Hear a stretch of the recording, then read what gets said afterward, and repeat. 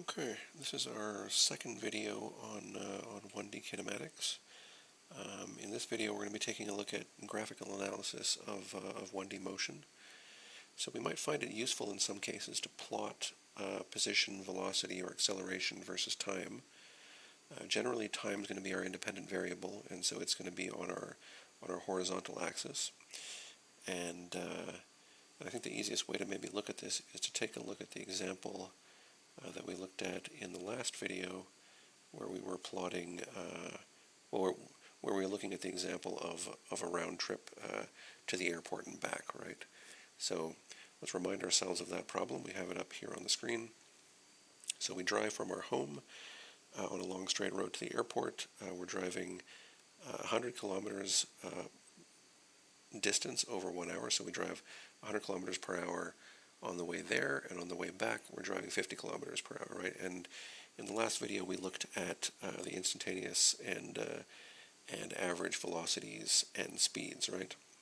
So now we're going to plot these and see if we can learn anything about this scenario from the plots. So we're going to start off with a position versus time plot. So I've taken the time to lay out the axes here. So notice we have time running on the horizontal axis and position running vertically. That's our x position. Okay.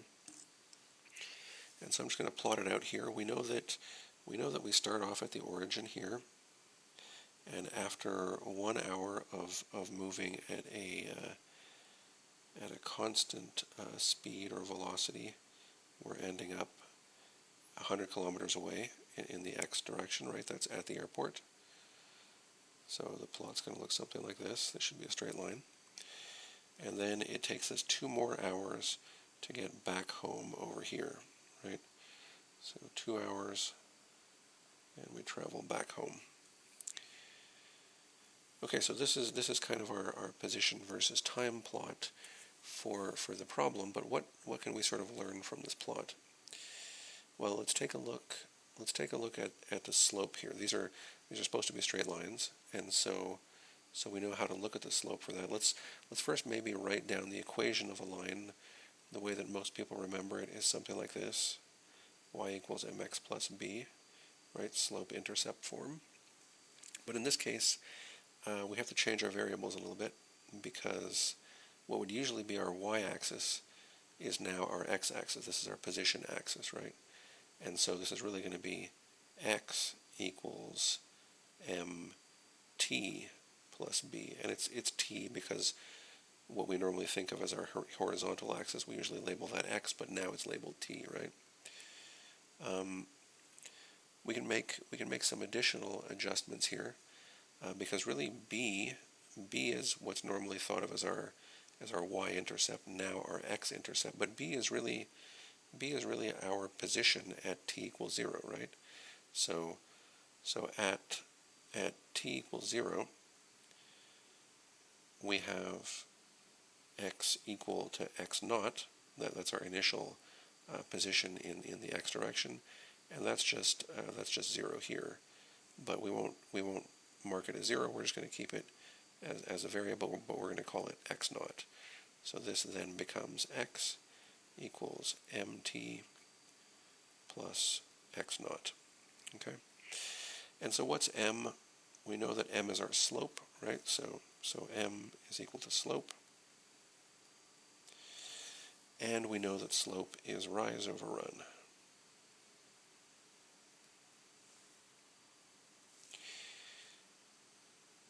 And so what is rise over run really? Well, rise over run, rise is just in this case, it's our change, our delta in our position, right? Our change in position. Imagine that we drew out some dotted lines here, let's say, wherever we wanted along this first part of the journey.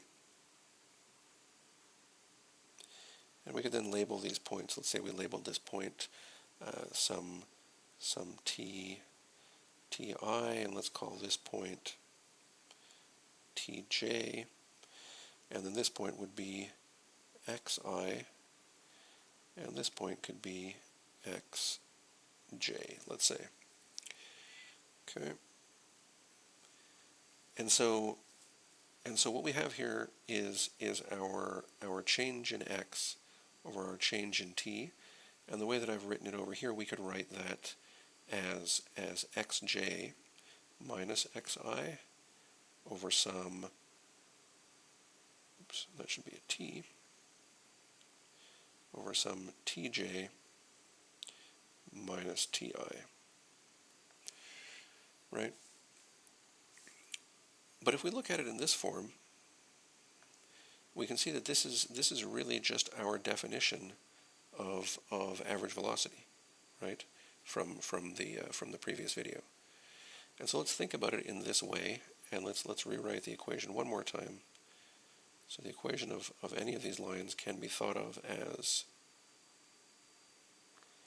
our position is equal to our average velocity times the time plus our initial position, right? So we're going to see this equation show up in the next video when we're deriving our equations of kinematic motion. And it's going to be a useful equation. For now instead, let's see if we can, from this plot of position versus time, from this plot here, we're going to see if we can build a velocity versus time plot, right? So let's go down here and think about what we're seeing here. So in this first section, where we're going to the airport for the first hour, what's our slope? Well, we know the slope here. Slope is going to end up being rise, which is 100, over run, which is 1 hour. This is just 100, right? And we know this corresponds to our average velocity, and so that's 100 kilometers per hour. Okay, and in the second section here, over this 2-hour block, we are we have a slope of the rise. Well, what's the rise going to be? We're starting off at 100, and we end up at 0, right? So it's going to be 0 minus 100 over 2. And again, this is going to be our average velocity over that period of time, and that's just going to end up being minus 50 kilometers per hour. Okay, so if we take these two values, this average velocity over our first period and this average velocity over the second time period, we can then build a velocity over time plot here, and that's what we're going to do. So keep these numbers in mind. And so we can see that when we start leaving our house right away, and when we leave the house, we're going 100 kilometers per hour toward the airport.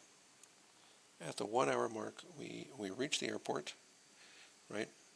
And we can see that 100 here corresponds to this 100 from up here. So that corresponds to this value right here. And then as we hit the airport, we immediately turn around, and we have a velocity of minus 50 kilometers per hour all the way home until we get home, right?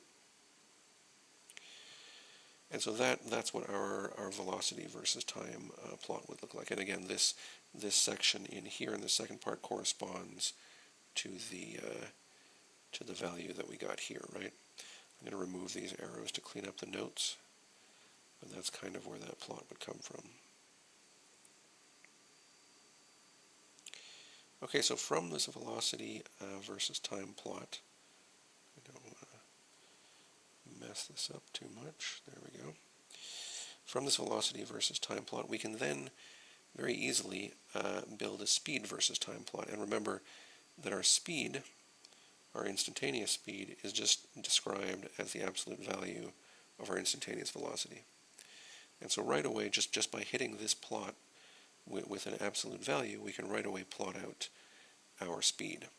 And that's just going to look like this. We're going to be going 100 kilometers per hour for the first hour, and then the absolute value of 50 kilometers per hour in the other direction, well, that's just 50 kilometers per hour for the remaining 2 hours here, right?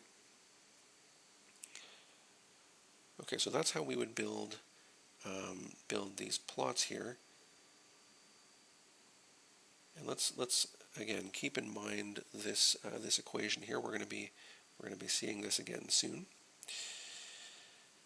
But so what's kind of happening here? We just saw that from our position versus time plot, if we pull out the slope in any section, we end up finding our velocity at that moment, or over any extended period of time, right? If we find the slope. So this is kind of a general rule here. If we find the slope in our position versus time plot, we end up with velocity. If we found the slope in our velocity versus time plot, we would find our acceleration. In this case, we see no acceleration, right? Because we're moving at a constant 100 kilometers per hour in this section, and then we're moving at a constant negative 50 kilometers per hour in this section. But if we could, well, I mean, we would find a slope of 0 here, right? And a slope of 0 here as well, and that's because there is no acceleration happening over those periods. But if there was a slope, a non-zero slope, that would be our acceleration, okay? And so this kind of gives us an interesting way to look at this. Like, in general, we'd be using calculus to do these things, but we can do them graphically. We can find instantaneous velocity where we have a straight plot in our position, right? Because the average velocity is equal to the instantaneous velocity across all those points. But then how would we do this for some nonlinear position versus time plot, right? This is not a straight line, this is a curve. And this is not the example from above, right? This is not this doesn't tie into to the example that we looked at here. But let's say we had some situation where we had a nonlinear position versus time plot. Could we still extract a velocity from it? Well, we could certainly extract an average velocity. We could choose some point in time here. Again, call this ti, and we could choose some other point in time, maybe over here. Call this tj, and we could find the average. We could find the slope over that region from some xi and xj, as we did above, where xj minus xi is just tj minus ti, and this is just going to end up giving us delta x over delta t. But could we find an instantaneous velocity, right? We could, and how we would do that is we would just shrink this interval down. Imagine we drag this point up this way, and we drag this point down this way, until they're getting closer and closer together. So let's say we drag them to here, and then to here, and eventually they end up basically right on top of each other. And this is becoming a little messy, but you can imagine that at that point we would then have a line that only hits our plot at one point, only at this point right here. And that's basically a tangent line to the plot, and that's finding the slope at that one point, and that slope would then lead us to our velocity at that moment in time. So this would give us our velocity at this, let's call this point in time tk. This would be the velocity at tk would equal the slope of this tangent line. Okay? And so we're not really going to use these plots very much in the lecture part of the course. Everything that we're going to do is going to be algebraic. I'm not going to have you guys drawing tangent lines and finding slopes of tangent lines and things like that. But these are useful tools to sort of think about these problems, and you may run across them more in your lab, so they might be extra useful there.